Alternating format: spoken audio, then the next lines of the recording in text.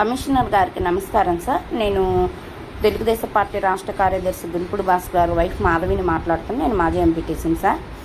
మీరు ఈ పొదిలికి వచ్చిన కాంచి మీరు చాలా మంచి పనులు చేస్తున్నారు. అక్రమైన కట్టుబడులు తీసేస్తున్నారు. మాకు చాలా సంతోషం సార్. అందులో భాగంగానే భాస్కర్ గారు మంచి నిలబెడితే ఆ ఫ్లెక్సీలు అడ్డం వచ్చినాయని తీసేయమంటే తీసేశారు. చాలా హ్యాపీగా ఉంది సార్. కానీ ఈరోజు ప్రతి వార్డులో మీరు సాగర్ కనెక్షన్లు అయితే కట్ చేస్తున్నారు సార్. మేము చాలా కష్టపడి మా నాయకులు అందరము, ఏ వార్డుకు సంబంధించిన ఆ నాయకులు, ఈ టౌన్కి సంబంధించిన వాళ్ళు, మండలానికి సంబంధించిన వాళ్ళు అందరూ కూడా డోర్ టు డోర్ తిరిగి ఆడవాళ్ళని వాళ్ళ సమస్యలు ఏంటో కనుక్కున్నాము. వాళ్ళు ఏం చెప్పారు, మాకు సాగర్ నీళ్లు మాకు రావాలి, నీళ్లు లేకపోతే మాకు ట్యాంకర్లతో నీళ్లు తోడాలి అని అడిగారు. మా నారాయణ రెడ్డి గారు, మా నాయకులు అందరం కూడా వాళ్ళందరికీ మాట ఇచ్చి అఖండమైన మెజారిటీతో మా నారాయణ రెడ్డి గారిని గెలిపించుకున్నాను సార్.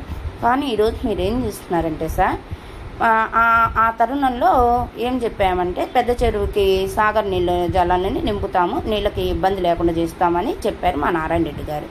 పాప మా నారాయణ రెడ్డి గారు కూడా అదే పని మీద చాలా యుద్ధ ప్రాతిపదిక మీద చేస్తున్నారు మన ఈ నియోజకవర్గ డెవలప్మెంట్ కోసం. కానీ ఆయన్ని అంత మంచిగా కష్టపడి చేస్తున్న ఆయనకి ఎందుకు సార్ మీరు చెడ్డ పేరు తెస్తున్నారు? ఈరోజు మీరు సాగర్ కనెక్షన్లు కట్ చేస్తున్నారు. వాళ్ళు మిమ్మల్ని క్వశ్చన్ చేశారంట. వాళ్ళు ఇప్పుడు నాకు ఆడవాళ్ళందరూ ఫోన్ చేశారు.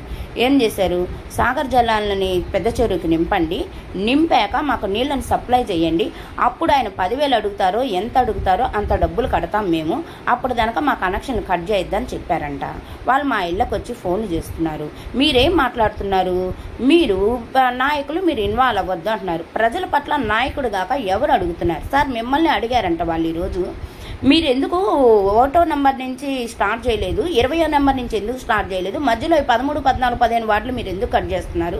అట్లీస్ట్ కనీసము ఈ పబ్లిక్ ట్యాప్ అన్నా మీరు కట్ చేయొద్దని అడిగితే మీరేం చెప్పారు, పెద్ద పెద్ద బిల్డింగ్స్ ఉన్న వాళ్ళకి కాదు పబ్లిక్ ట్యాప్లు, స్లమ్ ఏరియాలో ఉంటాయమ్మా పబ్లిక్ ట్యాప్లు అని అడిగారంట. వాళ్ళు ఇదే మమ్మల్ని అడుగుతున్నారు.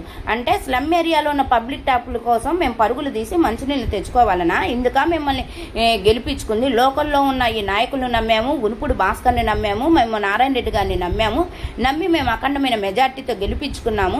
ఈ కమిషనర్ గారు ఈ విధంగా పనిచేసి నారాయణ రెడ్డి గారికి చెడ్డ పేరు తెస్తున్నారు, మన పార్టీకి చెడ్డ పేరు తెస్తున్నారని ఆడవాళ్ళు గగ్గోలు పెడుతున్నారు. ఆడవాళ్ళు మా ఇళ్ళ దగ్గరికి వచ్చి గొడవ చేస్తున్నారు. వాళ్ళకి మేమేం సమాధానం చెప్పాలో చెప్పండి సార్. మీరు న్యాయం చెప్పండి సార్. సాగర్ జలాన్ని తీసుకురమ్మని అడుగుతున్నారు వాళ్ళు. ప్రతిరోజు మాకు నీళ్ళని సప్లై చేయమని అడుగుతున్నారు. ఆ చేసినాక మేము డబ్బులు కడతామంటున్నారు. మీరు అవన్నీ చేశాక కదా సార్ మీరు ట్యాప్లను కట్ చేయాల్సింది. ఇది చాలా పద్ధతి లేదు సార్ మీరు చేస్తున్న పని.